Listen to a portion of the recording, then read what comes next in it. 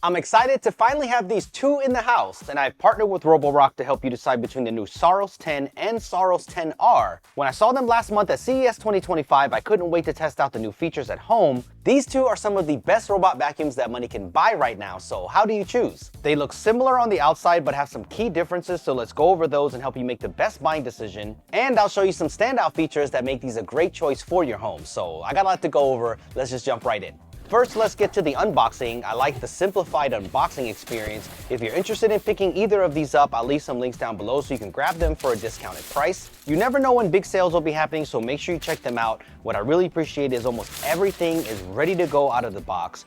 For the spinning mops, you'll just have to clip those on magnetically, but no side brushes to clip on or anything like that. You're pretty much good to go. The Saros 10 already comes with the mop pad installed, so I like that. And the bases just come in one piece, so they're also pretty much ready for setup. You do have more parts with the Saros 10 on the bottom because it has an easy to remove self-cleaning mop setup, so you can take this out and clean it once in a while, but the unboxing experience is simplified on both sides, which I think is great in my opinion.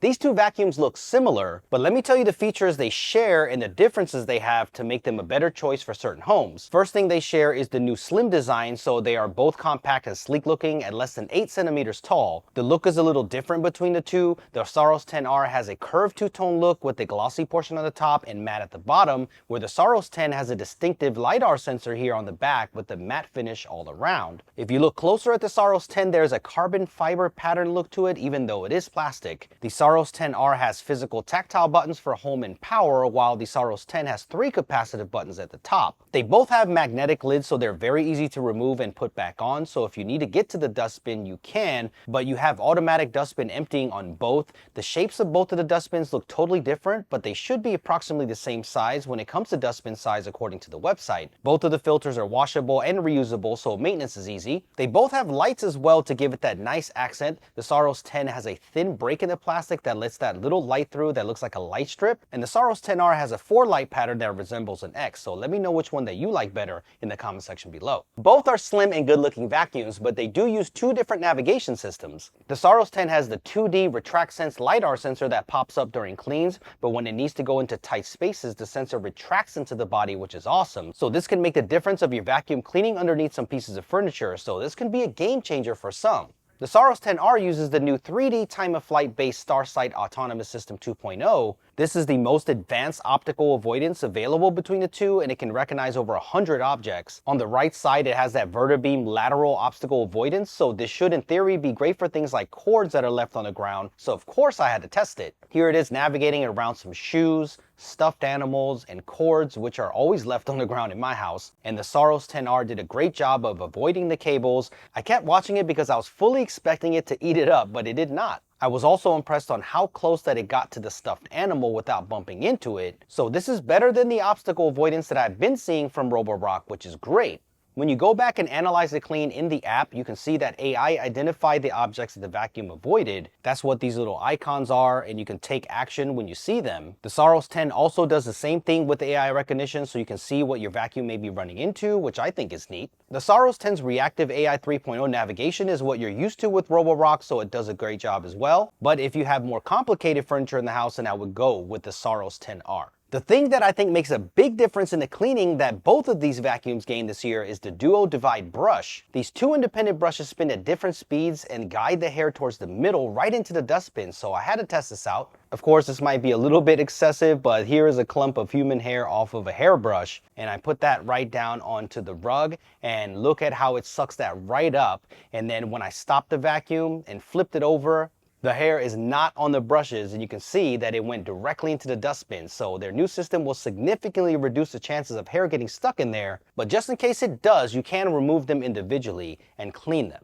They both have mopping systems, but they are slightly different to give more choice to the consumer. If you want the spinning mops, then go for the Saros 10R. This also has the Flexi Arm Riser side brush and mop to vacuum those hard to get to corners and mop right along the edge. You can just see how close it is to that baseboard and is very impressive. But the Saros 10 has a huge vibrating mop with more surface area, and you might think that this is a downgrade because the mops don't spin. But this actually puts more downward pressure on hard surface flooring, so it works really well. So don't worry about the mopping performance if you're interested in the Saros 10.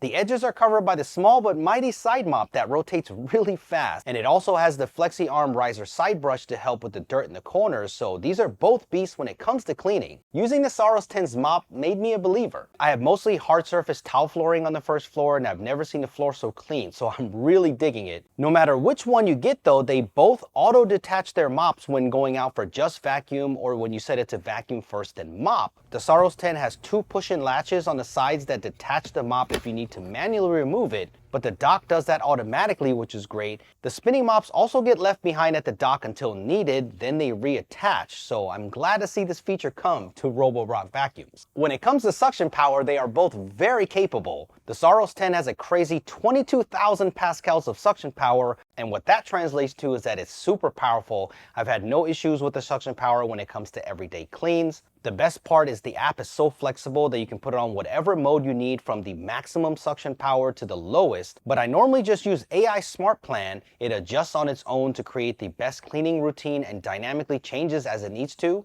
Another thing I noticed with my week of testing these two vacuums is the new Adaptalift chassis. If you have larger thresholds in your house or rounded bar stools like these, it can actually clear them without getting stuck. So larger pile carpets or rugs, this is not going to be a problem, but most of the time I found the vacuums to be more cautious before clearing thresholds, which I really liked. And what you can do is go into the software and mark thresholds to help the vacuum know that it's safe to go over it. I really like the look of the new multifunctional docks that come with the Saros series. You're going to notice that the Saros 10's dock is a little wider to accommodate that mop, but they both look similar in style. The Saros 10 comes in two different colors, but the Saros 10R only comes in black. But both have that new mirror finish, so let me know if you like that or not. It is very reflective, as you can see. The Saros 10's dock is my favorite since it has a door that closes on top of the clean and dirty water tank, so I think this gives it a little classier look in terms of design. Not that the Saros 10R's dock looks bad whatsoever, but I wanted to show you the difference just in case that matters to you in your home decor. Both have a door here in the front that houses the dust bag, which the vacuum auto empties into, but the Saros 10R's multifunctional dock 4.0 door pulls completely off and you have to reattach it manually. But the Saros 10's new Rock Dock Ultra has a push-in door that is super easy to get into,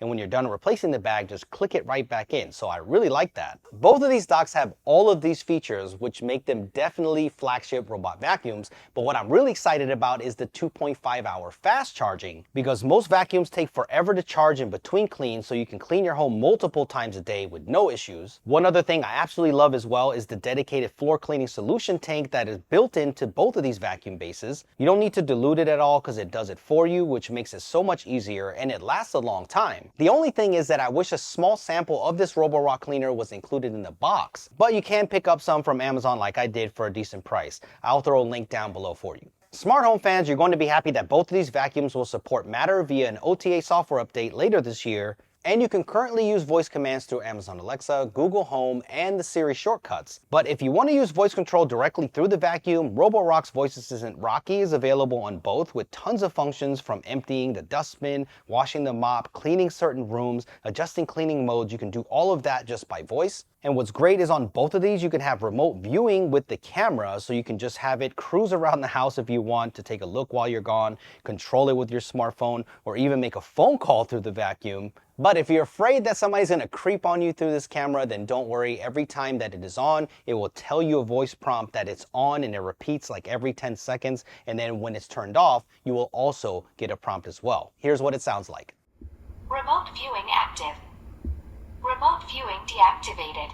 If you aren't familiar with the Roborock app, it's some of the easiest software that you can use. Both of these are extremely easy to set up through Roborock's app, and it will take you through it step by step, so you really can't mess up the setup process. You will need to run an initial map of the house, but this usually only takes about 5 to 10 minutes depending on the size of your home. And then when you want to, you can customize to your heart's content when it comes to controlling your clean. A lot of the features are right here at the bottom, and then you can even fully customize how it cleans in every room as well. So if you know that the entryway is going to be dirtier, you can have it mopped twice, let's say, so the software is great. You can set how it handles obstacle avoidance, tweak the dock settings if you want to, set the clean in the direction of the floor, which is one of my favorite features. You also get a full maintenance tab here as well to let you know when you need to give your vacuum some love. And there's even an AI lab section where you can try out some new cutting edge features. And yes, don't ask, You are seeing 4 Roborock vacuums in the house right now. Looks kind of crazy, but this is how you know that I'm a real Roborock user. So I hope this video cleared things up a bit when it comes to the two models and helped you make a buying decision. Since they are the same price, I think you need to think about what's most important in your home. If you prioritize the best balance clean with the most advanced navigation tech possible